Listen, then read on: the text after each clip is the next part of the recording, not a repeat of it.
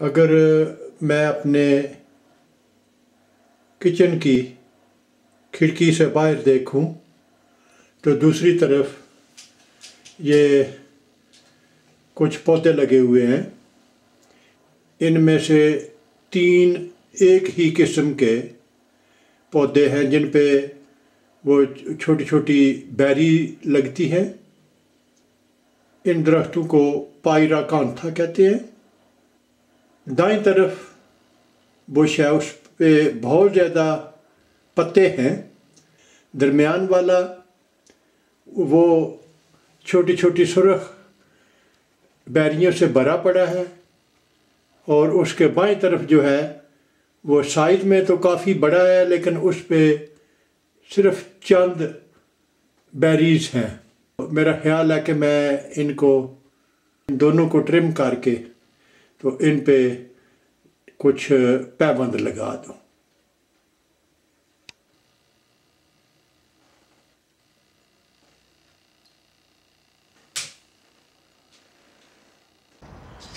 ये मैं एक और दरख्त से चंद शाखें काट के लाया हूँ। इन पे ये जर्द रंग की बेरी लगी हुई हैं, और ये एक दरख्त पे ये सुर्ख बेरीज वाले, ये सुर्ख बेरीज, लेकिन साइज़ और रंगत में थोड़ा सा फ़र्क है। ये दूसरी किस्म होगी, और ये तीसरी किस्म, और ये इसकी खूबसूरती में इजाफ़ा करे। पैबंदकारी शुरू करने से पहले सभी औजार उनकी सफाई ज़्यादा ज़रूरी है। अभी मैं इन 2 शाखों का, जो कि मुख्तलिफ साइज़ की हैं, इनका इस्तेमाल करते हुए 2 मुख्तलिफ तरीक़ों से इन्हें पैबंद लगाऊंगा। ये जो तरीक़ा मैं इस्तेमाल करने वाला हूँ इसको ग्राफ्ट कहते हैं। तो इसके लिए दरख्त की साइड पे आप एक लंबा कट लगाएं। उसी लंबाई के बराबर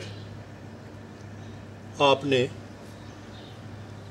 जो शाख आपने मतलूबा वैरायटी की इस्तेमाल करनी है उस पे भी आप उसी लंबाई का एक कट लगाएं।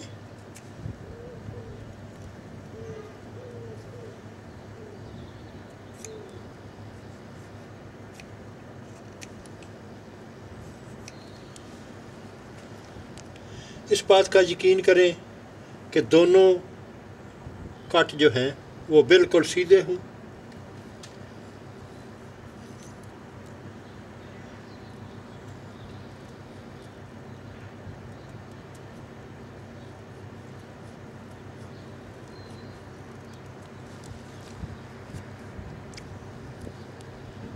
तो ये दोनों तकरीबन साइज़ में बराबर हैं। दोनों की लंबाई बराबर है। अभी इसकी दूसरी तरफ एक वो स्लोप रखते हुए एक कट लगाएं। आपकी जो मतलूबा वैरायटी है उस पे भी एक स्लोपिंग कट लगा लें। अभी दरख्त के जिस हिस्से पे आपने पैबंद लगाना है, ये जो आपने कट लगाया है इसका 1/3 हिस्सा तकरीबन ऊपर छोड़ के तो इस पे एक नीचे की तरफ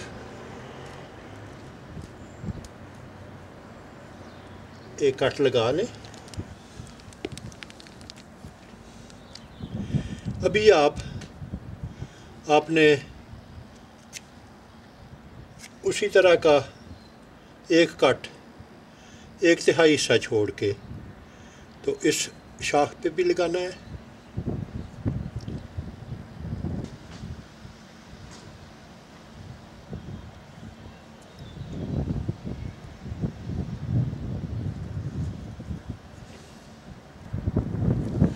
अभी इसके बिल्कुल निचले हिस्से पे तकरीबन आधा इंच एक कट और लगाएं।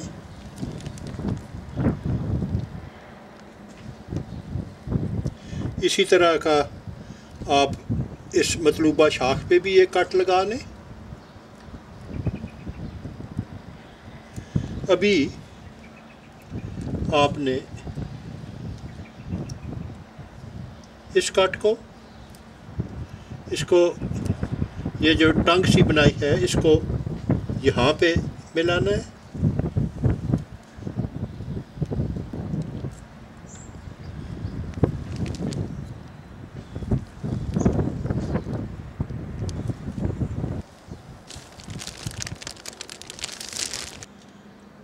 अभी मैं इसको, इस सारे पैबंद को सील करूँगा।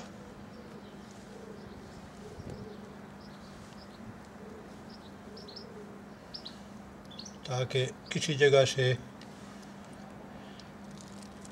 पानी अंदर ना जा सके। इसके अलावा जो इस शाख पे जहाँ जहाँ भी कोई कट लगे हुए हैं वहाँ से नमी ज़ाया ना हो।